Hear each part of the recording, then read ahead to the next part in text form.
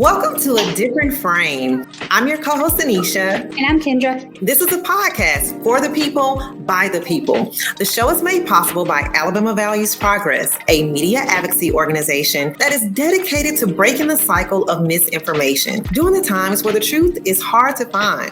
Pretty much, we're delivering facts, data, and receipts on what's happening in Alabama. Today's episode is titled, Why is the Alabama Legislature Hating on Trans Kids? We will chat with Zephyr Scalzetti, a transgender activist, and Jose Vazquez, communications director at ACLU Alabama, and we'll learn more about them in a second. So let's dive into today's episode. Kendra, why don't you tell everybody what's on tap for today? So today we'll be talking about the alarming rise of anti-transgender youth legislation across the U.S. and especially in Alabama. In recent years, we've seen a surge in bills targeting transgender youth in so many states, and these bills aim to limit their access to health care, sports, and even safe school environments. So we're here today to shed light on what this means for transgender youth in our communities. And I am so excited because today we're joined by Zephyr Scalzetti, who is a transgender activist and who's been fighting for equal representation for all for some years now. And we're also joined by Jose Vazquez, who serves on the board for Montgomery Pride United and works for the ACLU Alabama. Jose has also spent years advocating for the LGBTQ plus community, and I'm so excited to have y'all. Yes, welcome everybody. And as Kendra, as you mentioned, that we're seeing a record number of anti-trans bills being introduced in many states in Alabama, and in several of these states, some have already been signed into law. These bills target a range of areas from healthcare to sports and even school facilities. They are specifically targeting transgender youth, making it difficult for them to access the support that they need. Alabama's legislature passed two anti-transgender bills last session in 2022. The first was SB 184, sponsored by Senator Shay Shelnutt and Gerald Allen, dealing with healthcare, which prohibited parents from allowing their children to get puberty-blocking medicines. In HB 322 by Representative Scott Stadhagen. Can't say his name quite right, but Stadhagen, something like that. Stadhagen, you know who you are, and West Allen, and a host of other representatives that required youth to use restroom facilities and locker rooms of the sex assigned at birth. Yeah, y'all, this is just so sad and angering at the same time. And y'all, we know Alabama has access to health care and mental health problems as it is. And these anti-transgender bills are just making it worse. So Zephyr, I wanted to pose a question to you.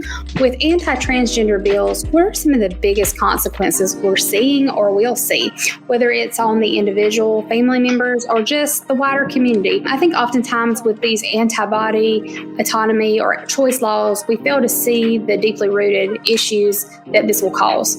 Yeah, the only thing that I'd want to clarify with Anisha's intro, which was absolutely dead on, is that previously we were seeing attacks on trans youth. It has absolutely moved into full-blown attacks on just trans people in general, which is what we were warning about, that, you pick a slice of this, right? And then you attack that group of people. You try to make people think that you're being reasonable, and then you broaden it out to everybody. This is what we're seeing with attacks on drag queens and, drag time story hours. And drag performers may be trans, but for the most part, traditionally, they are not. Different people of different identities find their way into drag. It's a performance. Just like you might say that there are more gay people in theater, you would not point at a performer on stage and say definitively that they're gay. And also, that's really not for you to judge. We're seeing these, very salacious ideas being blown up as if they're truth, and then presented as if this is a reasonable way to attack everyone. So what we're seeing in this new wave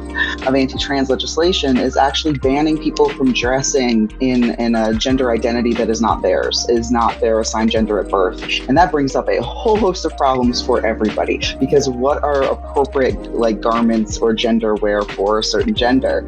For a long time, women were banned from wearing pants that they were seen as too masculine. How do you intend to enforce that? Are we down to checking people's genitals? There are enormous problems with this. At what point, we know the ways that white supremacy show up in this is that Black women are frequently targeted as not being, femme enough or whatever. This is going to outsize attack, just not only trans people, but have all of these, waterfall effects on people who may not identify as trans, who are in fact cis, but who are not included in this white supremacy supremacist patriarchal definition of woman or man, and that's dangerous for everybody. Oh yeah, Zephyr, you make a great point. Even thank you for even highlighting the intersectionality of this fight and bringing in race. As someone who spends most of their time following the narrative drumbeat, as you all know I do, I'm seeing these types of legislations pop up around the country. Just this week, a Georgia senator passed SB 140 that would prohibit medical professionals from giving transgender children certain hormones or surgical treatment that assist them in aligning with their gender identity.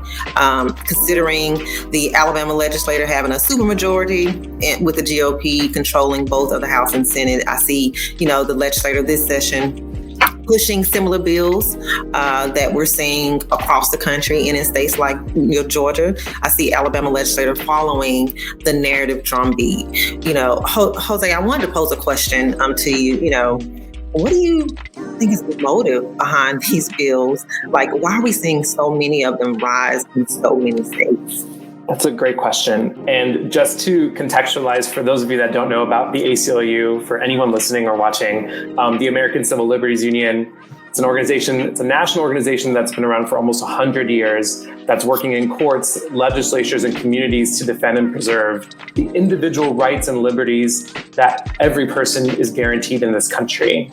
And so with that summary, I can likely tell you that the end goal to the 321 anti-LGBTQ bills that we are tracking right now at the ACLU currently, and we haven't even started the Alabama legislative session, so we have a lot to expect this year. The end goal of anti-trans legislation is to deny trans people the words to describe their experience, the means to express themselves safely, and the community and support they deserve, right? I think we need to look at SB 184 and that it really focused on the carceral consequence of supporting trans youth, right? It was making it a felony for parents and medical professionals, the ones who are the experts at providing this important care, to be criminalized for providing that gender-affirming medical care. So I think it's not only just an attack, right, on trans youth or trans people, it is everyone associated in supporting vulnerable communities. And I think it speaks to Zephyr's point that this is going to just expand in scope over time. If we're not advocating for those that are most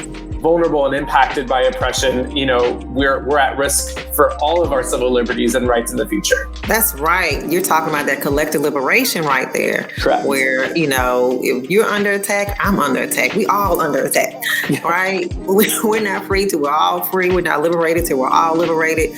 So yes, thank you for bringing in that point. One of the most significant impacts on transgender youth is the high rate of mental, health issues. Transgender youth face a higher risk of depression, anxiety, and suicidal thoughts. These mental health challenges are often due to the lack of support from family and friends, or, bullying and harassment from peers and discrimination from society. These young folks, they need support. They need resources to help them cope with their emotions and build resilience. And in Alabama specifically, there are advocates and organizers such as those that are joining us today, and groups providing support and being a resource, a safe haven. I wanted to just create some space for both of you to just share, who are some of the organizations that are working to fill in the gap and provide support and resources for transgender youth and families. There's take it first, Jose, because there's a lot of them. That's something plenty that we are good at in Alabama, holding people down. And I don't want to miss any, but I think of Magic City Acceptance Center in Birmingham. I think of Take Resource Center in Birmingham. I think of Montgomery Pride United. I think of the Knights and Orchid Society based in Selma and Montgomery. I think of Prism United. There's a lot of organizations that are across the state doing such important work. I'd also like to uplift reproductive justice orgs because that is a huge intersection with trans rights. The thing about coming after trans people and what you were saying about oppressing everybody is that if trans people do not have the rights to alter our bodies, women do not have the rights to get an abortion. Women do not have the rights to control their birth control because that is hormones. You don't have the right to control what happens to your body. And so Yellowhammer Fund, all the other reproductive justice orgs, family justice orgs, like Family Justice is Trans Justice is Reproductive reproductive justice. It's racial justice. It's all interconnected. Those are super important suggestions, and all those groups and even more across the state are doing such impactful work just in general. But I wanted to talk about access to healthcare and how it's already a significant challenge for transgender youth, and many face barriers to medical care, including discrimination, the lack of access to health insurance coverage, and lack of access to healthcare providers who specialize in gender-affirming care. These barriers can have a significant negative impact on their physical and their mental health. So, Zephyr, what are some of the biggest healthcare impacts you've seen in a state that doesn't support transgender youth? There's a lot of impacts. When we're talking about gender affirming care for minors, where most people think about puberty blockers. That's not something that like usually your personal sorry, I'm trying to think of what the term is for PCP, but whatever your general doctor is, that's not usually what they'd be providing. In a perfect world, maybe where people are more educated about how to do that. But what we're talking about is using their pronouns, using their preferred pronouns, understanding that their relationship with their body is different, is sometimes negative. Sometimes it's hard to tell whether or not you're actually in a physical pain about something. Is this something that hurts, or is it just because like I'm so uncomfortable that I'm almost having like a psychosomatic like relationship with this part of my body? Or am I having rib pain or something that I don't want to talk about because I don't want to be told that I shouldn't be wearing binders anymore? There's that thing. When you're talking about adults, this is something I'm currently going through. I need to get a pap smear. I need to go get, a gynecological checkup, and I am freaking terrified. And I am a whole, this is like what I do. I talk very loudly about this. And so if I'm scared, I can't imagine how other people feel. And I have resources. I'm really grateful for TKO because they really gave me a list of like, here's doctors that we know will be affirming. And yet I am still scared, because it's already a vulnerable thing. Nobody likes pap smears. They're not fun, but it's a necessary part of staying on top of things. And so when we look at trans mass people, we see higher rates of cervical cancer, of cancers and issues that can be caught earlier. There's also a tendency to blame everything on hormones. If you have a problem with something, if you're experiencing certain issues, it's, it must be the testosterone, or, it must be the estrogen. And that's an issue as well, where, you might not really get the depth of care that you need. And even if I know the doctor will be affirming, what about the receptionist? What about the staff? What barriers am I going to face? And I do want to name that I'm a white trans person for those who are listening and can't see me. And so all of these things that I'm naming, I really have a lot of privilege in this space, as much as I'm naming some barriers that I have. When you're looking at what Black trans women go through, in all of these different intersections, that's going to be more and more difficult. And also when you look at where people live geographically. So a lot of the groups that we named are mostly in city centers, with the exception of TKO, which has an office in Selma. They're Selma born and bred. So rural-urban divide is also something that you don't see. So if you're a trans kid, or even if you're a trans adult, let's say you're a young adult, right? Frequently we don't have access to higher paying jobs, good transportation, that sort of thing. And in a state like Alabama, all of that gets amplified. If you live 2 hours outside of Birmingham, and Birmingham is the gender clinic, how are you going to get to Birmingham for your appointments? How are you going to do all these things? Once you're actually on hormones, which again would be something you do as an adult, you typically get checkups every 3 months. If you don't, to do blood work, check levels and everything. If you don't have insurance, that can get very cost prohibitive. We're talking about full panel blood work. So there's all of these ways that everybody's already oppressed in Alabama just really comes into focus when you're looking at it through this lens. Yeah. I'm going to be quite frank. As we sit here and discuss this issue, and when I think about, coupling that with all the other anti-body autonomy or choice legislation and issues, it can almost make you feel hopeless, helpless, mad, sad, all at the same time, right? I find myself just asking, why? What y'all doing? Some may say, they may blame ignorance, hate, or just plain prejudice, which I don't put past Alabama or America. Our country, our state has a deep-rooted history of prejudice, hate, and discrimination. So it's a natural, logical, progression that the same prejudice, hate, and discrimination that this country, was built on is interwoven into our social institutions and our laws.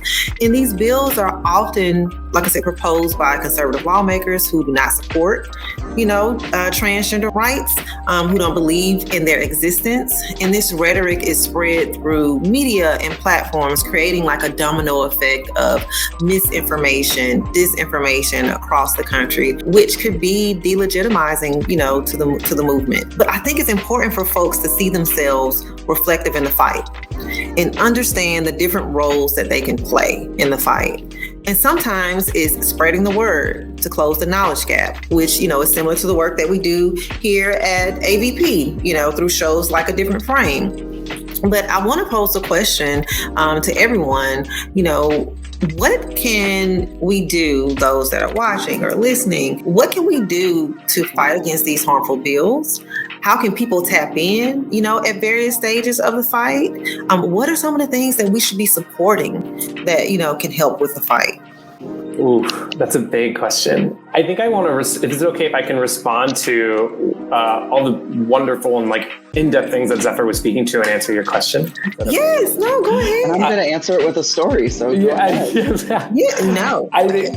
I think you're really nailing here the fact that so much of the trans experience in the state of Alabama is that trans people have to carry the majority of knowledge and be willing to make medical decisions on their own to doctors in a healthcare system that is not adequately resourced for the general population, and then is not seeking or being able to receive resources to adequately serve trans and LGBTQ populations as a whole.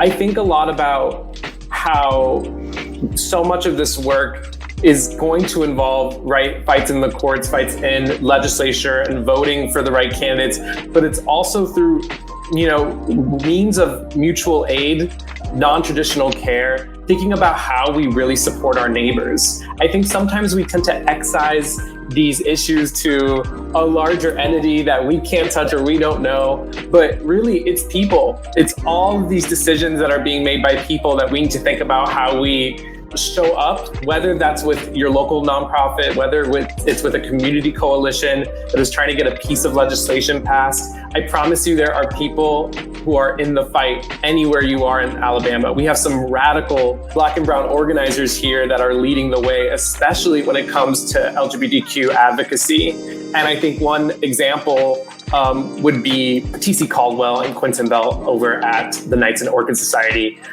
Before I joined the ACLU of Alabama in my director capacity, I worked with them on a project strategically after these bills had passed in 2022 regarding anti-trans healthcare and acceptance. And I thought a lot about what the media coverage looked like at that time. It was very focused on the tragedy of trans existence and identity in the state of Alabama. Yeah. It was very sad pictures of white children and their parents. And often I was white folks getting centered. And it's just general sadness. And I remember thinking the end kind of result to these articles are asking people to leave the state of Alabama. It was just oh, it's hopeless. Guess you gotta leave. And I thought a lot about all the organizers I've met here and the Black trans folks that are doing amazing work, just creating systems of care, such as TKO. And I thought there needs to be, we need to rectify this story. We need to balance it, right? How do we actually show what real trans Alabamians look like and what they're actually doing in the state? So in partnership with the ACLU of Alabama and the Knights and Orchid Society, we created this project called Black Trans Futures. And it was just 6 months of recording all the work of video, photography, audio of the clients and staff at the Knights and Orchid Society. They are the only Black and trans-led healthcare organization in the state. They not only provide STI and HIV care, but I think Quentin Bell really signifies this by saying that if you treat housing, if you treat food insecurity, if you give people good jobs, if you make places affirming, if you make access to wellness as part of routine care, you're solving so much, not just for trans folks, not just for LGBTQ folks, but everyone. I think one of my favorite stories working with TKO was just a form of care was calling someone and asking them, have you eaten today? How are you feeling today? You want to come over? We're having a party. I think it's such a such a small and minor thing, but it makes a huge difference in just the overall wellness and care of our people. I think legislators, especially conservative legislators, are seeking to isolate us, right? To make us feel hopeless, to make us feel alone, to believe that the only solution is incarceration or isolation, right? And in times like these, I think that it's about leaning even closer to your neighbor, to having deeper conversations with ourselves and with our people. And I think that if we center care around trans folks, again, everyone would be liberated, because trans folks need all the things you need, right? And I just think about the brokenness of our healthcare system in the state of Alabama is not by mistake, it is intentional, right? We had $400 million that was set for COVID relief funding from the federal government, right, during the pandemic. And Governor Kay Ivey decided that that would be better utilized to construct mega prisons. And we're having rural hospitals close, right? We're having a lot of care that is, deemed for the general population being ignored in service of fear. And so I know that was a very long answer, but I think it just shows how much importance there is to the little things we do as a community. I love what you said, Jose. I think the intentionality and showing up for your neighbors is so valuable, and one of the best ways that we can show support for others. Absolutely, to all of that. I had a conversation with Q and TC, who, full disclosure, I get my medical care through TKO, so I'm eternally grateful to them for that. But I remember having a conversation with them around, we were doing a podcast episode or a video episode, whatever have you. And we said, if Black trans people in Selma, Alabama are free, everybody's free. If you are a Black trans person in rural Alabama and you have access to all those things and you are free, everybody's good. So what if we start focusing there? Like, what if that's who we put on the pedestal first? You know what I mean? And that's, you're really elevating like everybody else. And I said I was going to answer with a story, which is a little less cohesive and compelling than Jose's. But, I got started in political organizing relatively, I think, more recently than most folks. It was, around like 2020. I'd certainly been paying attention for longer, but I worked as a home health aide for years, and specifically I used to work night shifts. And that did not afford me the ability to go to a lot of, town halls or things like that. I wasn't really familiar with organizing. I didn't grow up with it the way that some folks did. I grew up in a very isolated and extremely religious family. And I'm kind of the product of what happens when you don't have language to describe your experience. When we talk about trans kids and their high rates of suicide, we're also talking about kids who have the language to describe that they are trans. And when I look back, I can really see that my suicidality really dovetailed with not having language. I wouldn't have been accepted either, and that's absolutely its own, amplifying issue. But it did not get rid of my dysphoria. It did not get rid of my feeling of wrongness, of feeling like a monster in my own skin. I think things about dysphoria that cis people don't understand is that you think you look in the mirror and see something else, see who you want to be, and that's not really the case for me. I can look back and see the way that I would strategically avoid mirrors. My old apartment, there was a mirror, a single one, and it was like from here up. And it's like you go back and you're like ding, ding, ding, ding. But at the time, you're just trying to survive. You're just trying to get through. And I can absolutely map out me getting more stable and then having the space to actually confront and realize these things, because when I was in survival mode, this was not something that I could deal with. I'm actually not originally from Alabama. I'm from upstate New York, and I moved here because I got into grad school here. I did not graduate grad school, y'all. This was a while ago, and I've been here long enough that I just say I'm an Alabamian, because you know what, I chose Alabama, and that takes a special kind of Alabamian to look at this and go, yeah, that's where I want to be and stay here, actually. And so my experience is actually somebody from the north, which is supposed to be safer, which is BS, and then moved to the south to then get in touch with themselves, which is a very interesting experience. But in March of 2020, right before lockdown, I walk into the State House. I'm not aware that I'm trans. I've been identifying as gender fluid, but because of lack of understanding education, I did not realize that was part of the trans umbrella. So I think that I'm cis, which is, again, in retrospect, hilarious. And I walk in and I'm scared. I've never talked to legislators before. This is what gets me into the State House for the first time ever, because I'm looking at all these attacks on trans youth and I'm like, this is wrong. And that's also what we need people to do. If only the people who are personally affected by this are fighting, they're going to think that they can conquer and divide us. I think a lot of times, and I feel this way about issues that don't necessarily touch me, that you feel really awkward about talking about it, that you feel like, you know, you're going to say something wrong. And I would say that, like, in general, like, defer to resources and people who are trans, who are experiencing the thing that you're talking about. But that doesn't mean you don't talk about it. It doesn't mean that you don't talk about it, especially if there's nobody else in that space that looks like that, you know, that is trans, that is Black, that is, you know, whatever intersection that you're talking about.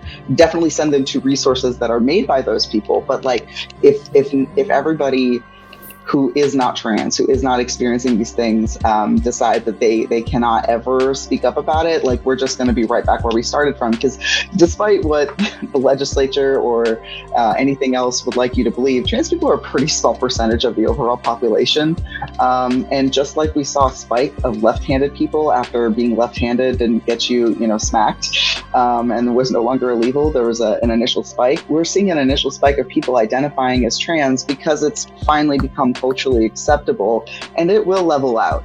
You know, we're not going to get to a point where, like, everybody in the universe identifies as trans. And frankly, if they did, that wouldn't be a problem, but, like, that's really not what we're looking at. So I would say a few things is, obviously, yes, speak up for us, but yes, center trans joy. I also have a hard time getting into the mindset of, I am afraid about the legislation coming down. I do want to be clear about that. But I have this overwhelming sense of, we're going to get free. I don't know. That's just like, that's the thing that plays in my head, like, over and over again. And I do not know where this, like, unshakable confidence comes from, is usually I'm racked with anxiety. But, like, that's just the thing that I just keep, I think it's just reinforced by seeing all of the people in Alabama, all the people in the Southeast who are doing amazing work. I think something that will cure your negativity real quickly is just going and doing something hands-on with people that you feel like is meaningfully helping them, is meaningfully doing something. Mutual aid, community support. You know, trans people are as safe as their community. That's, you know, if you live in a state that is ostensibly safer on paper, that does not actually translate to real safety if the people around you are not affirming. Corollary to that, if you live in Alabama, which is generally not a safe place for trans people, but your community around you has you, you've got a good support of friends, you have, you know, hopefully family members that are affirming, but you've got found family that's supporting you, that is safety. Having somebody to call in and check on you is safety. So no matter where you are, cultivating that safety for yourself if you're a trans person, or being that safety if you're not a trans person, you know, that is a massive, massive way to not just be engaged, but to meaningfully change lives. Yeah, no, thank you, Zephyr, for sharing that story. But wait, I don't know if folks caught this. Can you just for a minute, the left hand thing? Yes. Look, I was left-handed and forced to write right-handed when I was. My mom used to have her hand tied behind her back. Mm-hmm. Literally, yeah. It was. I think it was literally illegal before 1950. But there's a really funny graph that will go around. Also, you know, in meme format, along with, like, the trans, because people will graph out people identifying as trans. You'll see it kind of doesn't even go straight up. It just ticks up a little bit. But if you look at a graph of people who are identifying as left-handed around, like, I want to say 1950, 1960, you'll see it's, like, really, really low, and then it shoots up, and it looks like for a second that, like, everybody's identifying as left-handed, and then you know, straightens out, and yeah, I will get the graph. But yeah, no, it's as somebody who's, like, mom and, like, my grandfather is also left-handed, they were forced to go to Catholic school, and they literally had their hands tied behind their back to force them to learn to write right-handed.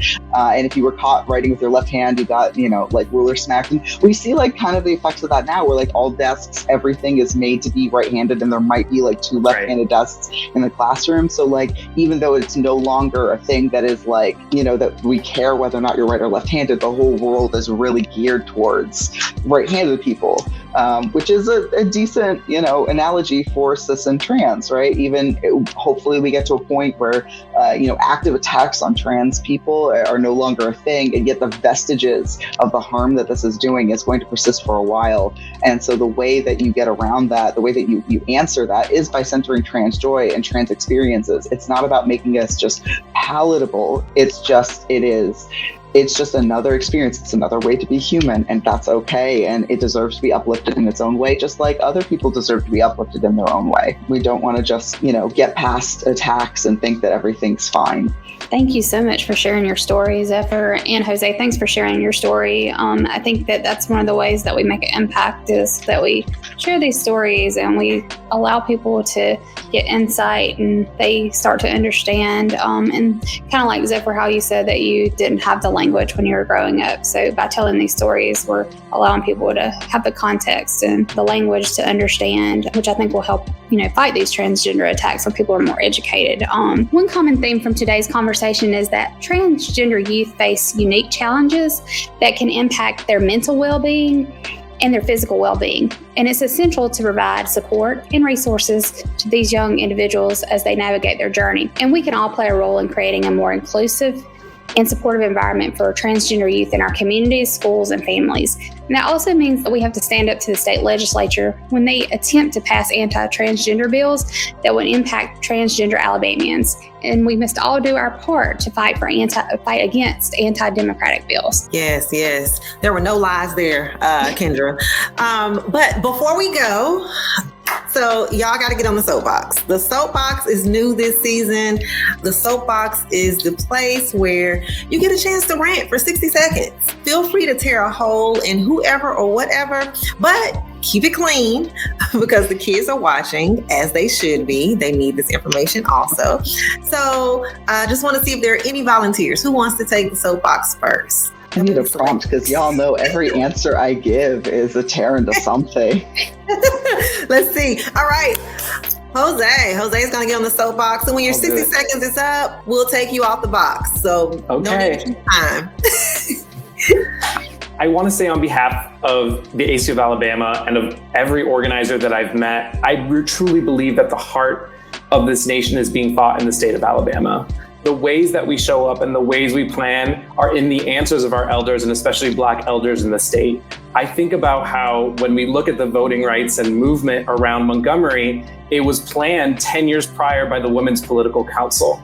I think about that the sense of hopelessness that we may feel from bills that have been passed time and time again in Alabama against trans people and LGBTQ people may make us feel like we are not able to continue the fight. But I am telling you that this journey is long and it is an arc towards justice. And I believe that in 10, 15 years, I see a state that celebrates its trans and LGBTQ population. I believe it in my heart. I'm in the state for that. I'm in the state for my friends, for my family, and for my people. And I hope that all of you can feel that hope, no matter what we see in the legislature or in the courts, because I see it in the eyes of our kids, of our people, of our teachers, and of the ones that carry this community day to day. Yes. Perfect timing. Yes. Okay, Zephyr, you ready to get on that box? I'm good. This is directed at the legislators and people who think that they can scare us. We're here. We're queer. Alabama in the South has the most queer and LGBT people of any region in the U.S. We are as homegrown as it comes. We're not going anywhere. You're not going to scare us. You're not going to separate us from our people. And we've got us. We're going to be okay. Whether or not you're okay with it or not, I don't need your validation to know who I am. My friends, my family, my community does not need your validation to know. And we've got us. And that's going to last a lot longer than the hate you're stirring up now. And we can point to history to see that. We're going to keep working a lot harder than you are because there's a lot more of us than you. To all my trans babies, I love you. All right. Awesome. Oh, I just thoroughly enjoyed this conversation. Thank you all for joining us today. For those of you that are, our viewers and those that are listening, you may be wondering, how can you stay connected and get involved and stay informed around the fight for transgender, the transgender community, and other LGBTQ plus rights and other social issues? Definitely tune in to future A Different Frame episodes. The podcast is streaming on all platforms, and you can catch the video version, aka the vodcast, on social media platforms at AV Progress on IG and Twitter, and at Alabama Values Progress on Facebook, and our website at www.alabamavalues.org. alabamavaluesprogress.org. So like, follow, subscribe, and share. Also sign up for our legislative news and happenings update.